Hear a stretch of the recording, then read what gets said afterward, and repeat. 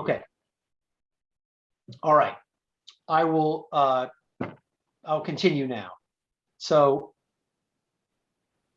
once you've created the campaign, like I said, the walkthrough I gave you gives you a real basic. This gets you a basic, simple campaign up. It can be very effective doing just what we did. But there are kind of 4 little extras that I'm going to show you that I do pretty much every time, and it's worth talking about. So 1, we created 1 ad in that campaign. I always suggest creating 2 or more ads. So let's say I had finished creating a campaign. If I had built this campaign, this Squarely Digital GSN build campaign, I might go in, and I'm using this navigation here. You see on the left in the dark, it tells me I'm in this campaign. I might choose this ad group. Below it are ad groups. It's great. Google Ad has campaigns, and under it, you have different groups of ads. And then within that ad, I go to ads and extensions. Now, if I want to create an additional ad, I click there, responsive search ad, and I can create yet another one. And that's a good practice to have at least 2 active ads in every campaign. I talked earlier about the old-fashioned ads where you get to determine the first and second headline and the descriptions as well. You can still do that till June 1st or June 30th, something in June of next year. And you can do it right here. It didn't give you that option. If you look, I'm going to go back and I'll leave for a second and show you again. When I wanted to create the ad, the only options are these, and this isn't what you want, the only options. But if I click responsive search ad, I don't know why it's doing that. Okay, let's try again. Create an ad. And then up here in blue, it says use expanded text ads instead. I can click that. It's going to give me the warning. I can't do it after June 30th anymore. And then I'm going to click, yeah, I'm going to use it anyway. This is the old version I was talking about. You put your URL here, headline 1 here, headline, you can put up to 3 headlines. That's the old version. Just if you wanted to know. If any of you decide I really want to do Google Ads, and you want to do it before June of next year, try one of these out. Just know that after June 30th, you won't be able to create anymore. And I don't believe you'll be able to edit the ones you have. You can just pause them and get rid of them, but you can't get them. Anyway, so that's tip number 1, extra tip 1, create more than 1 ad. Tip number 2, we created keywords earlier. There is something under keywords called, called negative keywords.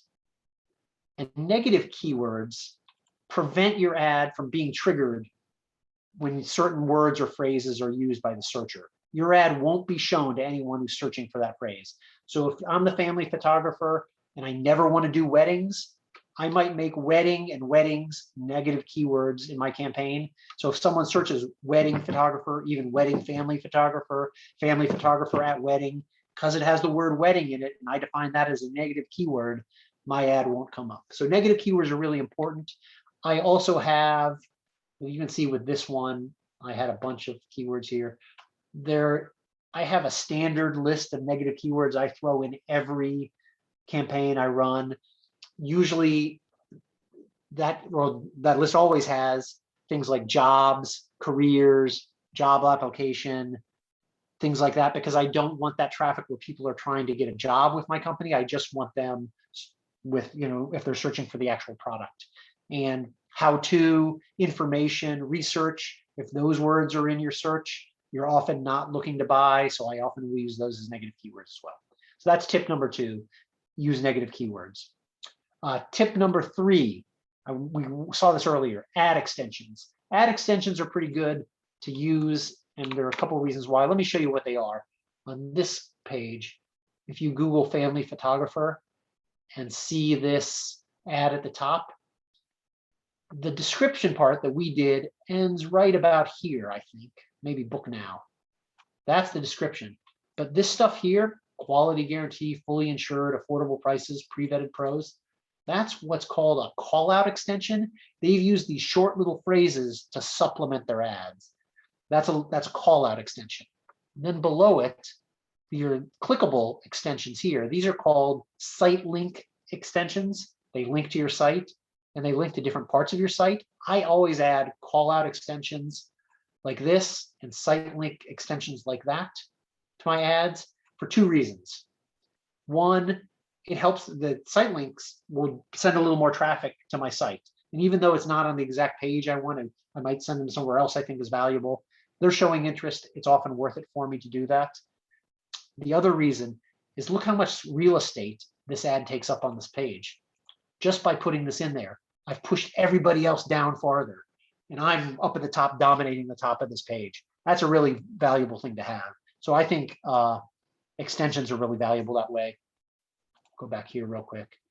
They are under ads. If you're creating an ad, and you go down below this, and I'm in this gray navigation here in the middle, extensions right there, and you can create extensions with the blue plus sign, just like everything else.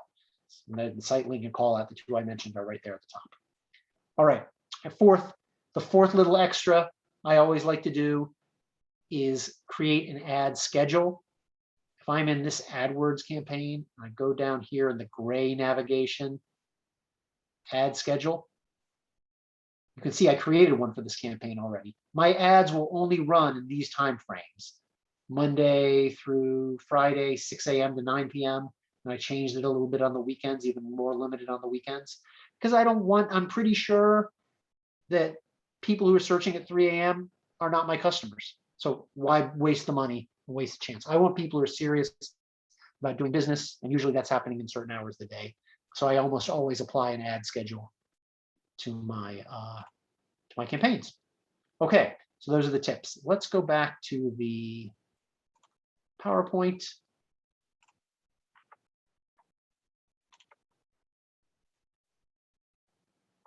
Sharing the screen again. Hopefully I will share the right one.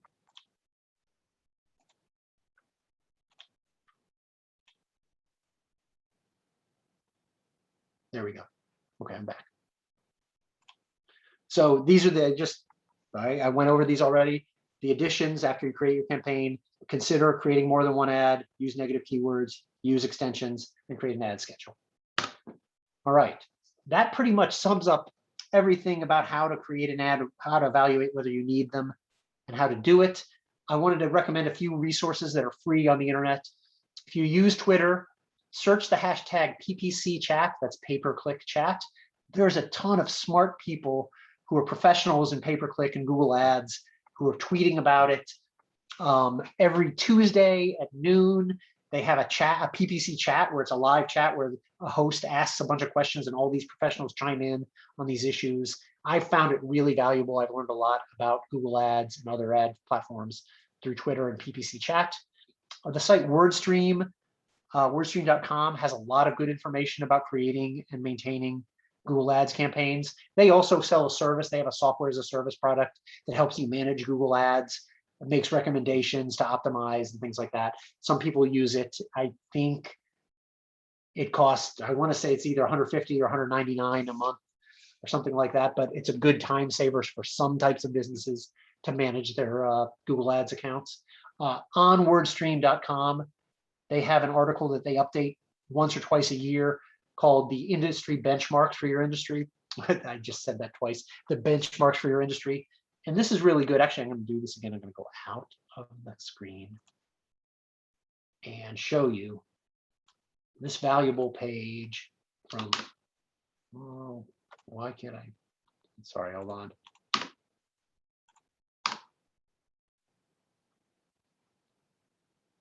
My second screen is acting funny. Sorry about this. Oh, there we go. Perfect. I'm going to share again. On the benchmark page that WordStream updates, can you guys see that? You're seeing they have a chart, a graphic and a chart. And for all these different industries, they say, here's the average cost per click in search. So if you're in the education industry, you can expect $2.40 is the average. What's expensive? Consumer services is $6.40. Legal services, average of $6.75. Things like that. Anything really cheap. E-commerce, $1.16. If you're e-commerce, yeah, e-commerce is generally less expensive. They're less expensive products. So that's usually why. So anyway, if you go to just Google WordStream industry benchmarks, you'll find this article pretty quickly. And it's a really valuable tool when you're planning and trying to figure out, is this worth it for me? Okay, let's go back to the PowerPoint one more time.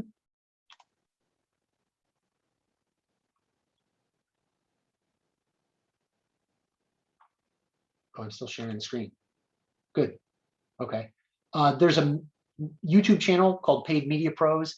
They do great videos that are usually, I want to say, 10 to 15 minutes, and they pick different aspects of pay-per-click ads and give you some real good how-to and knowledge about how they work. I've learned a lot from that channel as well. You can get a Google Ads certification through Google Ads. They have a partnership with something called Skillshop, and if you just type Google Ads certifications, you'll find this. They have learning, and then you can take the test and get certified. Google actually does a good job of teaching you how to use their own platform, so I recommend that as well. And anybody who's here tonight, if you ever have a question about Google Ads, feel free to drop me a line. John at Squarely Digital, always happy to talk about Google Ads. I've had a lot of fun doing them over the years. So that's my presentation. Are there any questions?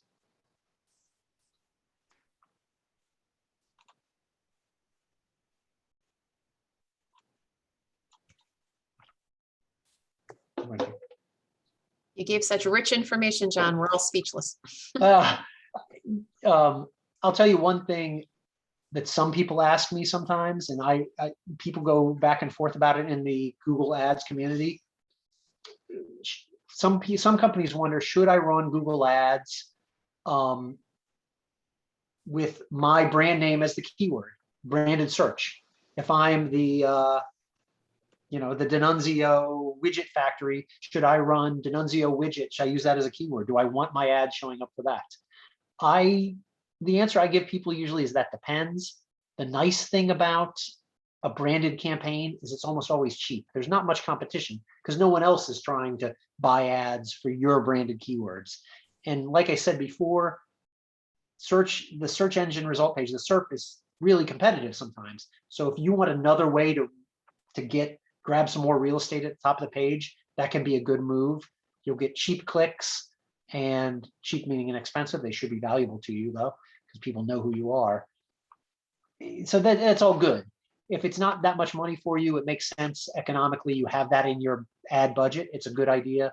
But if you're doing SEO right, the other half is if you're doing SEO right, your organic results should be pretty high too when people search on your brand name. So it's a balancing act. Does it work? It can work. Not a bad idea. Not a no-brainer to do every time either.